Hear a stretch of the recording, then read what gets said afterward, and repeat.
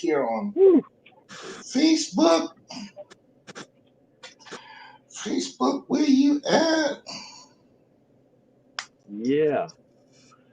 Um, Man, the last time I had a good tan is when I was in Hawaii for a friend's wedding. I was there for 5 days, and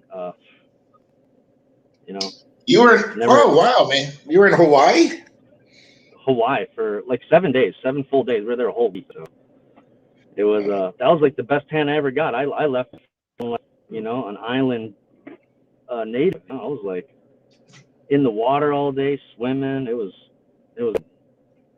but I don't know what about that Arizona sun. 5 minutes outside and I'm toasty, Oh just burnt. God. I woke up to craziness this morning. We're just chit chatting today. I'm here with Sean from Deeply Rooted, and I'm Rick Wood from C Team Wellness, and we're talking about the hemp world and marijuana. But we didn't prepare that well today because it's just a crazy day, and it's right before 4th of July. We just wanted to say hi to you, talk about stuff, and here's the day too. If you have any questions, if you're on the Facebook feed, if you're on the YouTube feed, write what kind of questions you want us to cover in the future, because we will. Yeah. Anything. I was just reading a great book called Weed and Women. And I really think that women who are interested in weed and the cannabis industry, any of that, should really, really take a look at that book. So Sounds interesting. It is. There was a couple of books that I don't know if you've read any of them. And I don't have all the authors, but one was like Women in Weed. The other one was the CBD, Complete Guide to CBD. That's a little more corporate kind of thing, but it has a lot of good information in it. What do you read? I read a lot of non-entertainment stuff. You know what I mean? Like everything I read is like content. It's based on research, and it's a lot of peer-reviewed journals. I read a lot of articles in the health and wellness science side of things where they're discussing and talking about genetics and medicine and where we're going as a culture. There's definitely a culture change. We're seeing that paradigm shift, right? We're kind of going the direction where there's not a pill for every problem you have now. Right? I mean, there's definitely, we've seen the commercials. There's a pill for every problem, but now people are looking for an alternative. They don't want the pill for every problem. They're looking for, well, is there an oil I can take? Is there a naturopathic remedy? Is there a holistic option? And so I read a lot of medical journals, a lot of peer-reviewed medical articles that talk about the science behind a lot of the stuff that we're doing. And I think a lot of that then relays directly to our human condition, and what people deal with. They deal with healthcare, they deal with depression, they deal with anxiety, they deal with adversities, right? On all sorts of different levels, where it's pain from joint pain and muscle, or it's emotional things, right? Or they're dealing with addiction, or loss of a loved one. And guys, what you're seeing right now is the difference between someone who is a grower and really knows their stuff and someone who's more of a seller and kind of just reads a couple of magazines. But hey, it had information, and I don't have the time to do the peer journals, so I spend a lot of time on Twitter and things like that. Mr. Rosa has to. I mean, he's into the grow part aspect of it. The thing, too, is how do you think cannabis culture is headed? Because you just started to talk about that. Yeah. I think we are. I know we are from some of my dearest friends, really, really close friends, brothers of mine. They're in the music industry, and they have been for a long time. And music and marijuana have always been synonymous, right? I mean, not every musician smokes weed, but you know what I mean? Like, it is part of the culture. It's part of a lot of artists, intuitive people seem to have always, in the movies, they're passing a joint around, right? And they're talking, and they're backstage, right? It's communal. Even smoking is kind of a communal thing, right? When you smoke a cigarette with someone on break, you don't pass your Marlboros back and forth. But for some reason, when you're right, I mean, think about it. But then when you go to smoke marijuana at a party with some friends, and someone passes you a joint and you smoke, and you hit it and you pass it to the next person, right? You don't even think about it. This is just natural.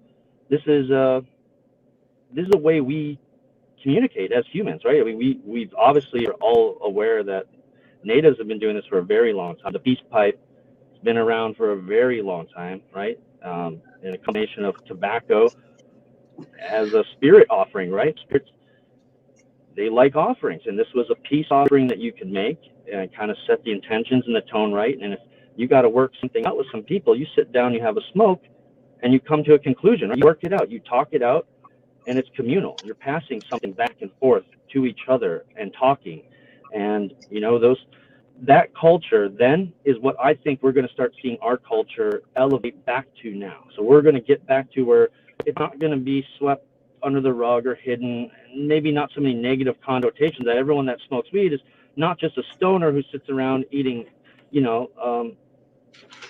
junk food and watching Maury Povich, right? I mean, that's old, like, right? Like, that's old mentality of who's out there smoking. Like, I got CEO friends of Fortune 500 companies, and we get to have a smoke.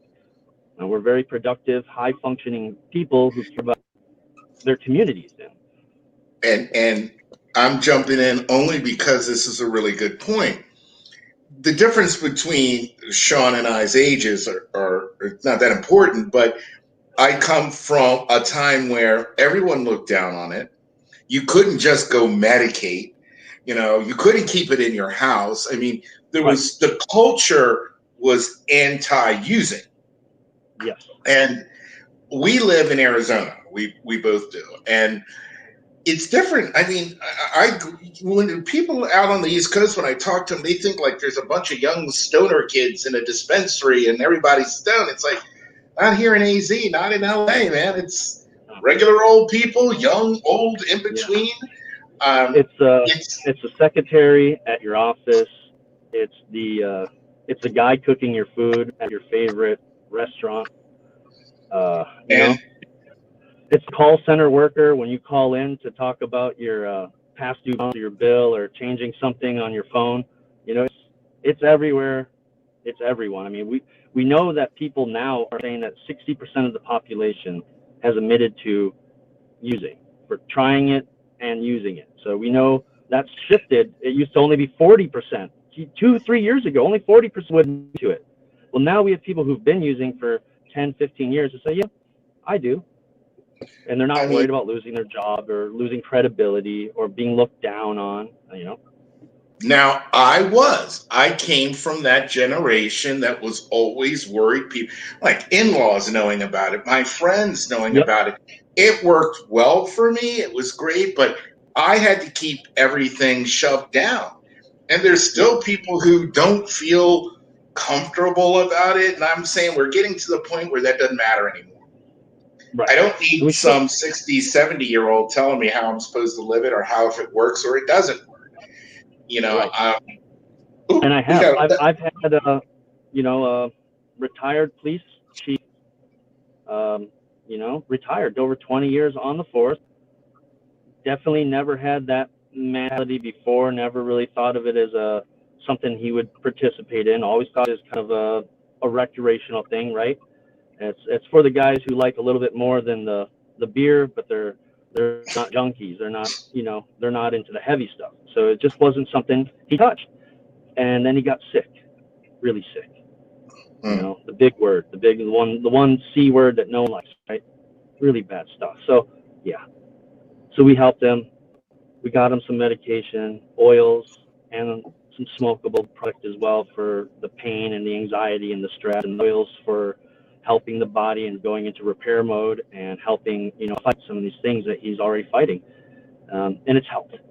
Like, 20 years ago, I would have busted you for what you're doing. Yes. Now you're making me happy in a way where I can get through my day. It's not perfect. It's not a cure-all, right? It's not like the magic cure that Sean has that takes all this horrible shit away. It's not, no.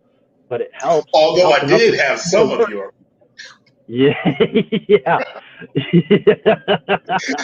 I did have some of your miracle. That was a really nice Yeah, miracle. It yeah, was like it's not curing everything, but it's doing a good job of the pain I'm having right now. right. And I am still like my wife was very anti against marijuana, all of that until she started to get her own autonomic immune stuff going on. And it Right. was the THC and the CBD that really started to help with that pain. So, Yeah. oh, and we got someone here from France, Ooh. Laurence. In France, CBD oil is kind of taboo, and it makes me crazy. I believe people here in France prefer to use medical medication. I agree Absolutely. with what your partner is saying. And by the way, your partner looks like the guy from ZZ Top, and I'm like, stop that. He's heard that shit before, and So what is whatever you ZZ do with Top? ZZ Pop, there we go. And just wait till we have Justin on here, then you really have a Yeah. problem with it. Right. All these long beards going on here. I'm so old. I remember when ZZ Top was doing Lagrange. So it was Right. like I'm old. But it's the culture thing. So people, if Yeah. you're watching today, and let's say you're old like me, but you're not old like Sean. If you're using medical marijuana, run with it. You don't have to hide anymore. You don't have to put your Yeah. head down. It's No. legal No. in No. many states. You're not a loser. You can still make money. You Right. can graduate. Right. You can invest in Yep. stocks and make money. It's like your Right. private parts aren't going to fall off. I And hope that's not. the Good God. God, I hope not. But please, as Yeah. you see this, you see this throughout the week. We'll put it up on different places. Think of more topics that you want us to cover because we will cover anything. And there's, We are like we talked about culture just briefly today, that in that culture where this drive is going is we're going to see a reduction in legislative penalties towards this, right? We're moving closer towards a completely federal legal THC allowed in the US to everyone over the age of 21. Any adult who chooses to consume will eventually have that ability and option. And education starts at home, just like alcohol, just like everything else. Especially our clients who live in Europe are super already well adjusted to that. That American mentality of going out and getting drunk at the bar is not tolerated in Europe. Everyone drinks no, there, and drinking at a young age is acceptable. I was there with family who still live there. I was drinking at a young age at a restaurant. You have wine at the table, right? Ordering a drink or a beer when you're hanging out with the guys isn't faux pas 16, 17. But what is faux pas is getting intoxicated, public intoxication, not having your wits about you, not just being flushed and happy and cheery, but, drunkenness, like where you're definitely, past the point. We're in American culture, that is kind of a cultural thing. Kids drink to get drunk. People drink right. and they get drunken, right? I mean, that intoxicated fully, not inebriated. I mean, drunk, and that's the Well, problem with. I mean, in a sense, not in kind of a broad brushstroke. It's kind of our way of looking at it versus their way of looking at it, and I think that mentality, as far as medical marijuana, is also the same thing. It's still many places it's a drug. Many people have been arrested and are still incarcerated for possession of this drug, going back 5, 10, 15, 20 years, 30 years, who are still alive in jail right now in the U.S. and there So, is probably a police detective who's a very dear friend of mine from Philly who will probably see some of this segment today. And she always says to me, I tried pot back in the 80s, that stuff, it's like, tried it once, just made me hungry. It's like, it's not the same anymore. The strains, I mean, there's stuff that I use that actually won't affect my head the same way it affects my body. There's like right, all kinds of different versions of using this stuff. yeah, yeah, and it's going to become more of a publicly tolerated thing. We still have to work on consumption and make sure people aren't just you know, there's places where you should smoke, places where you shouldn't, right? And if you're taking Right. your CBD oils or your other oils, it's not going to affect anyone. It's not, you know what I mean? You're not Right. spiking the Kool-Aid. This is personal medication for yourself. And that's where the cultural change is going to be, is people will become more used to it. People have to follow some rules, right? We can't just be walking down the street smoking, as much as that's how I would love to. But what about the family behind me? And they got an 11-year-old kid. They're Right. not ready to expose them to what's that smell and what's that guy smoking, and you know what I mean? Oh, is that weed? You know, like we're not there yet, and we shouldn't be really. I mean, you know, I mean, we still got to be Yeah. conscious and careful of other people around us and their sensitivity. You know. My wife is like, use a sploofie, use a smoke buster. You know, you have neighbors, you have kids, and she's kind of right. It's like, why should I expose a 6-year-old to my weed smell when they don't know anything about it?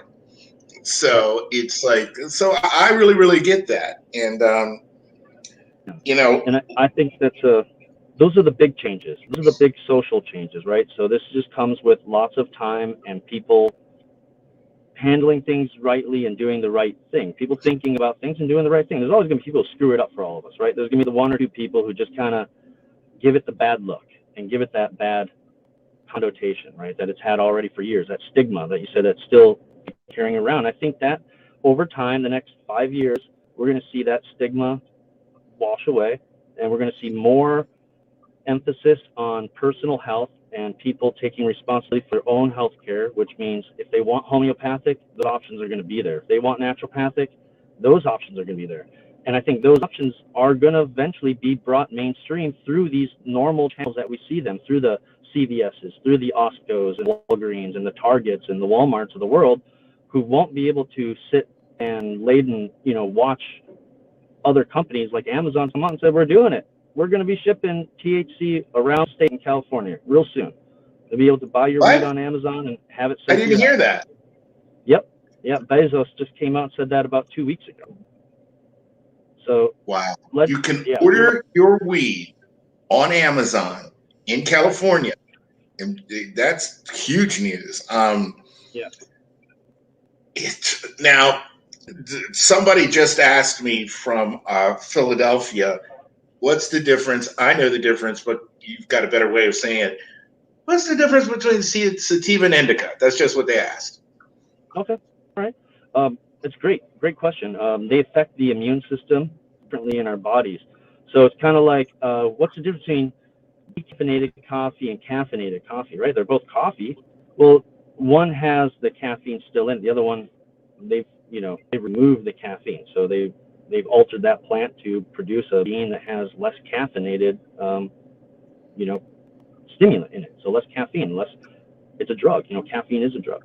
Um, Same thing with marijuana. Is there's different strands of marijuana and there's different breeds, and the plants, because they've been spread out around the world and grew differently, adapted differently. So there's some plants who've adapted, and their structure produces a more uplifting and euphoric, more energy, more of a heightened ability to, like, I just had a smoke, but I want to go do that hike. I want to go do that art Yeah. walk. You know, versus Right. an indica smoke where it's heavy and it's in your head. It's not just in your body. It's deep, and you want to get introspective, or you want to get lost in that movie or that book, or just sit on the couch and daydream or take a nap.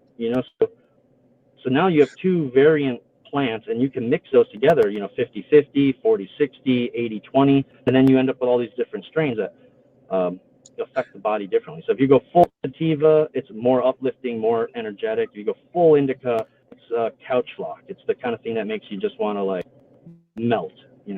So those are the real reasons. Those are the differences. Um, Michelle from Detroit just says she likes the white in your beard. It looks really, really cool. What the hell is going on here? Um, It's salt and paprika. Salt paprika. Salt paprika. I swear to God, we're not high. It was just funny. Oh. She wants to know, and she goes, I know there are hundreds of them, but guys, what is your favorite strain? Whoa. Man. There's some good ones. I have some favorites out there. Real ice cream cake, uh, the real OG original sour diesel, original cherries. Those are some good strains. Like the Do-Si Do and also Skywalker. And, there's definitely some good heavy indica strains are more kind of my personal favorites. I don't want to sound political, but I will. I guess it was about before Trump was elected and stuff. There was a strain called obamakush.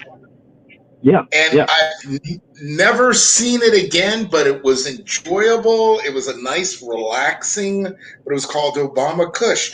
And it was one of my favorites, and I never see it anymore. They probably changed the name. A lot of That's times they probably change the name. They just change the name to whatever's popping. Whatever's pop culture, whatever's they're marketable. going to call it If Riding with Biden. riding with Biden now, right? It used to be But Obama, you now it's might have. riding with Biden. Yeah, you never know. So, You never know. Yeah, I mean, I heard a lot of rumors. Obviously, they're just rumors. It could be all for bullshit. But I mean, I've heard from several people in the entertainment business who knew some of these kids of our ex-president, always president, right? Former President Bush, when his daughters were living in the White House, they were smoking a lot, and they wanted them to keep it under wraps. And the girls liked their weed, and they really liked it. And so there, for a while, there was a strain that was going around that was called Presidential, right? That was named after them because that was the stuff okay. they were smoking. So, well, in the White House, when it was Bush kids smoking, it was Presidential, right? And then Obama comes in office. Now we got Obama weed, So, like I said, it's all marketable. It's all how you know, you want to sell the product. Really, it's really what it comes down to. Because every person has their own favorite. You know what I mean? They have their own taste buds. They have their own preferences. They have their own feel that they're Yeah, trying because to go after. Michelle's on here going, well, Rick, what's your favorite strain? Well, Uncle Ricky's favorite strain is whatever Uncle Sean had dropped off. So, you know, Right? That's why I used to tell Sean people, and like, what's your Justin, favorite beer? yeah, it's the one they Cold and brewed. free. Yeah. It's just that, like you and I were talking the other day, it's just like quality is quality is quality. Yeah. As lazy as I am, I'm smart enough to know that some of the pre-rolls I get are just shaped that fell off the plants and they just sold at the dispensary. But we're lucky because we live in a state that has various different strains, and Yeah. I have many of them. Arizona's the number 2 market right now in the United States as far as marijuana sales. California still being number 1. We're going to surpass California as being the number 1 state. There's a lot of variables that go into that because we're not just talking about quantity of medication available, which we do. We don't. Our stores don't really, run out of supplies here in Arizona. We do, have a pretty good selection.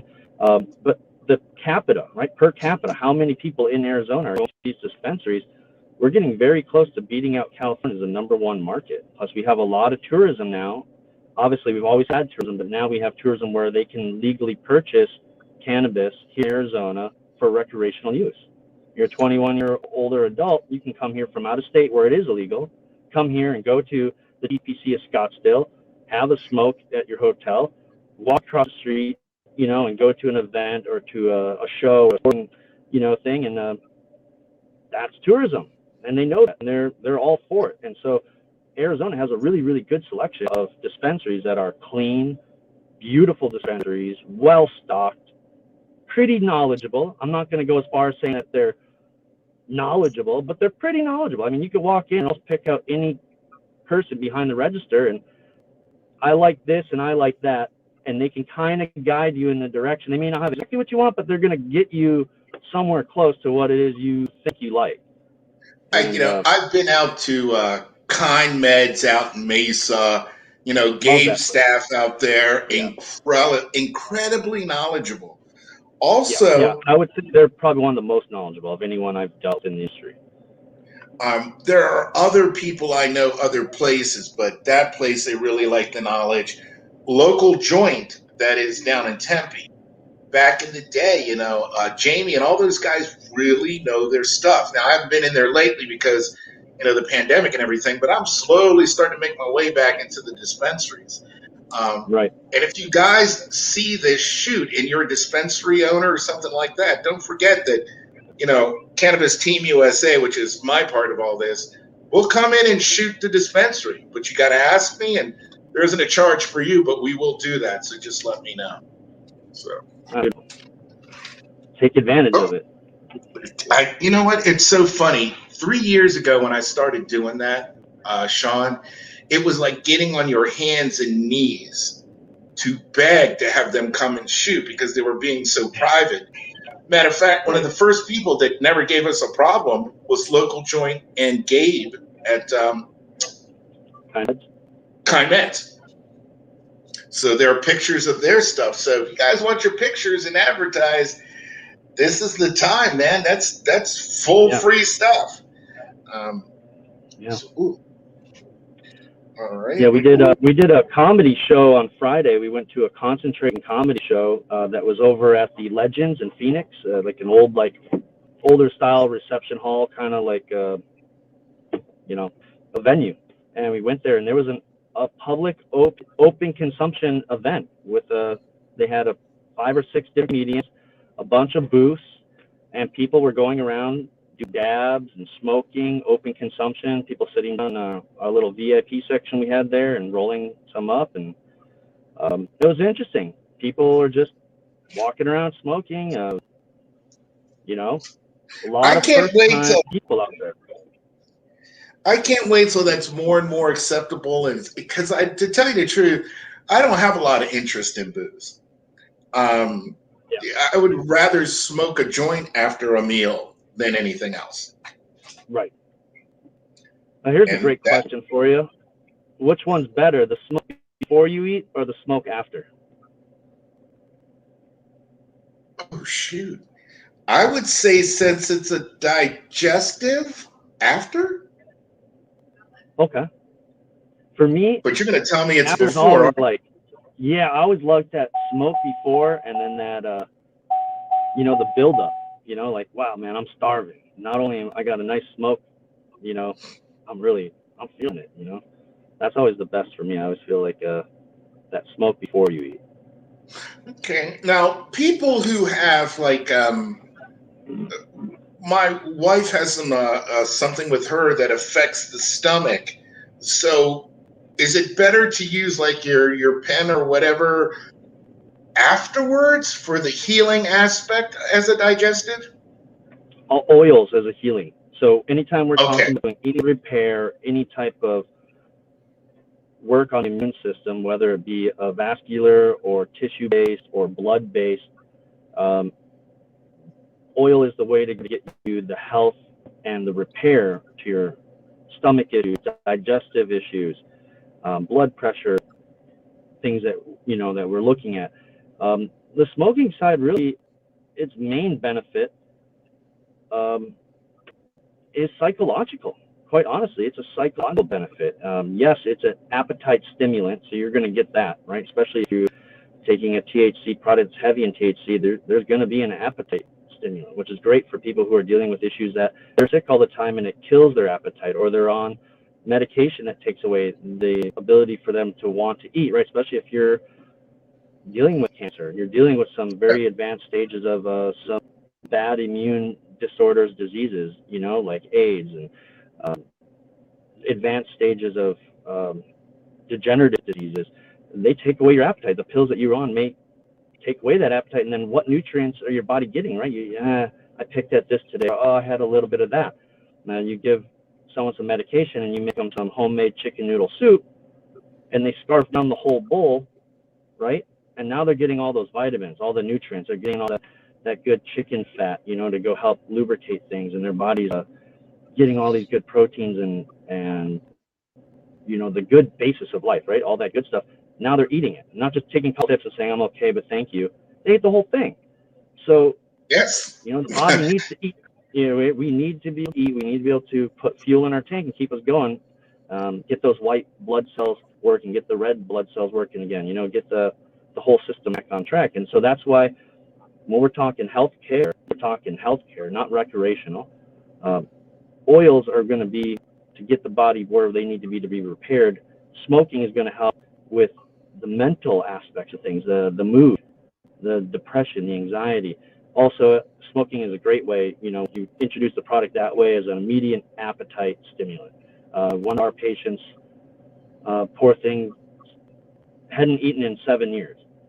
How do you live after you haven't eaten in 7 years? Her nurses have been keeping her alive with frozen chicken broth, and she dissolves frozen chicken broth in her mouth and sips it down because she had so much of her GI tract removed and her colon removed that she had no stuff, because and things weren't working, so they had to start removing more and more and more, to the point where they shortened her tract down so much that there wasn't hardly anything left, and she wasn't even eating.